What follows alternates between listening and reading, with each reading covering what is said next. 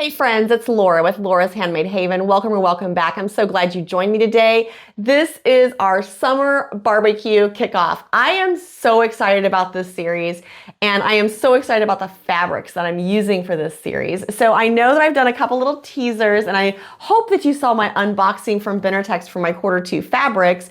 But if not, we're gonna go through the fabrics today, and we're gonna talk through some of the projects today. I just wanna get all geared up. That way you know what to expect in the next few weeks, and you'll know what projects to be looking forward to, and it'll hopefully give me an idea of what I'm doing. We are using the red, white, and sweet fabric line from Text Fabrics, and I'm telling you what, these are definitely red, white, and sweet.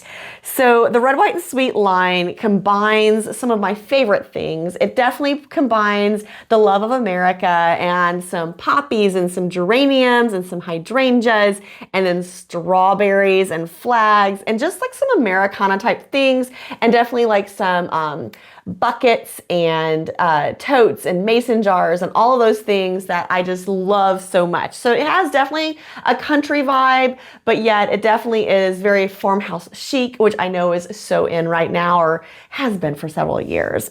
So let's just go through these fabrics, and then I'll also talk through some of the projects for you.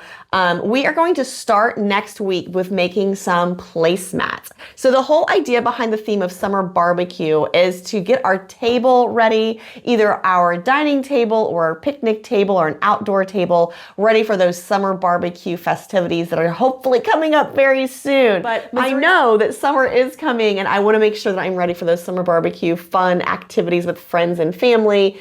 So we're gonna start with placemats next week, and then we're gonna go on to creating some napkins from our 100% cotton fabrics. Then we're going to work on a trivet, because even if you're working with a picnic table or a metal table, it's never a bad idea to protect that surface a little bit and have some protection between those hot dishes and the tabletop that you're on. So we're gonna make a cute little trivet. And then because, okay, let's be honest, when we're outside, there are bugs. And so we're going to make some basket liners to protect our buns from everything that was flying around. You could definitely also use those basket liners to protect your cookies and other baked goods on your table for that summer barbecue festivity.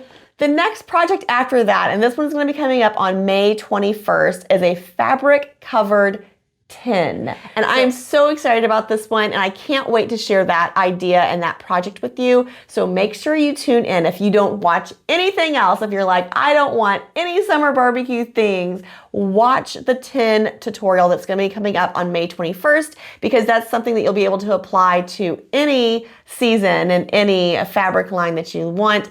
And I am pretty sure that you're going to love it as much as I am. Then on May 26th, I'm going to show you a tablecloth covering that you can convert to any size table. You'll be able to use these fabrics or another line in your stash to create an amazing summer tablecloth. To wrap up our series on May 28th, I'm going to show you how I'm going to use the scraps that are left over from all the other projects that we've created, just using up some smaller scraps for some other summer barbecue themed items for that table, for hosting a party or a friends gathering in your backyard or your front yard or your side yard or inside. Wherever you want to host is fine with me. So please join me for the summer barbecue series. The first project's going to be dropping on April 28th, and that's going to be those placemats. So make sure you stay tuned for that.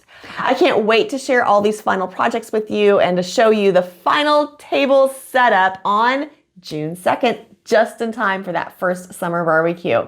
Until next time, find joy in all you do. Carve out some time for crafting and creating. And remember, it's always better when you make stuff up.